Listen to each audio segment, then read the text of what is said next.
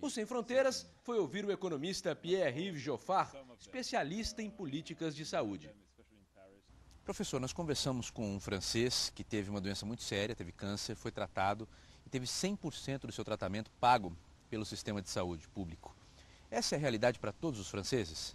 It's not the reality for everybody, but overall there are not that many financial barriers to healthcare in France.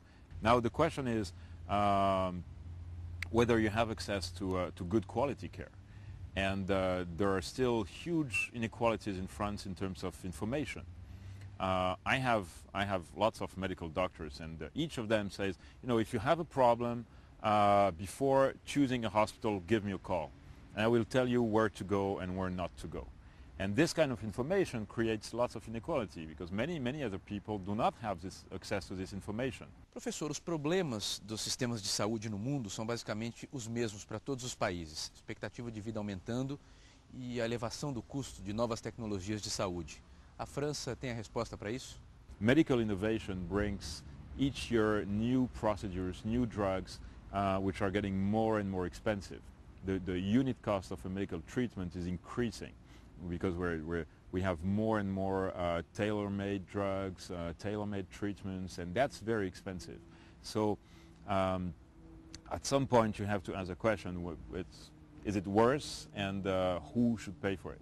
So people have tried to say what's the cost of innovation. We know that it's very costly and that it's going to be more and more costly, but we also know that it brings a lot of value. And the overall balance in the last 20 or 30 years is there's no doubt that the value has exceeded the cost by much. So it may continue in the future or not. How long do you think that the current system can last without major changes?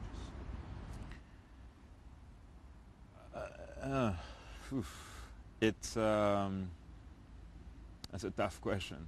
It has to. I mean, it has to change. It will have to change. It has been changing in the last 30 years. There have been 25 or 22 reforms. So almost each year there is a reform, and in many cases the reform is supposed to be the last one, and it's supposed to be, you know, we have the solution now. We've worked it out. It's going to work. The truth is we don't know. So we don't know how to make it. We don't know how to make the healthcare system more efficient. We know a couple of things that should be done, like changing, as I said, the physicians' payment schemes, as changing the regulation of general practitioners. But there are strong oppositions to these changes, political reactions. So, as you mentioned in the beginning, for the second part of the deficit that's caused by the system itself, what are the main fixes that could be done in a short period of time? One of the main issues in France has to do with the way we regulate, or the way we do not regulate, actually, the medical doctors. Doctors have a complete freedom to go where they want to go, to prescribe what they want to prescribe, and they are paid on a fee-for-service basis. So each time you go to see a doctor, the doctor receives an additional amount of money. Now we know that this system has some inflationary incentives. Now there's other countries like the UK, for instance, where there have been tremendous changes, and including, so doctors are paid, receive a certain amount of money each year, which depends on the quality of care. How much they perform on a variety of indicators, and I think that's a lot better, because then you can monitor and you can make sure that doctors actually help to accomplish some targets in terms of population health, and that's probably a lot better and a lot less waste of resources. No Brasil, todos os brasileiros têm direito a atendimento médico. É o que diz a lei. Na prática, o Sistema Único de Saúde, o SUS, criado há 20 anos, enfrenta dificuldades, embora tenha feito progressos.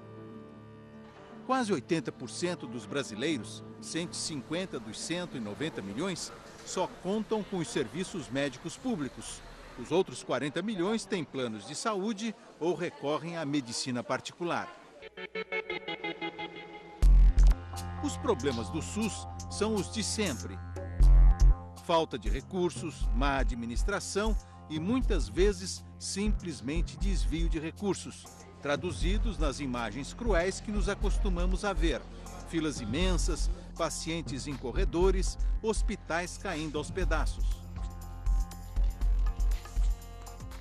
O que você acha do sistema de saúde aqui no Brasil, o atendimento que você recebe? Péssimo, porque tem muitas pessoas que morrem na fila esperando uma vaga e não conseguem. Eu já precisei, aqui não, em outros lugares.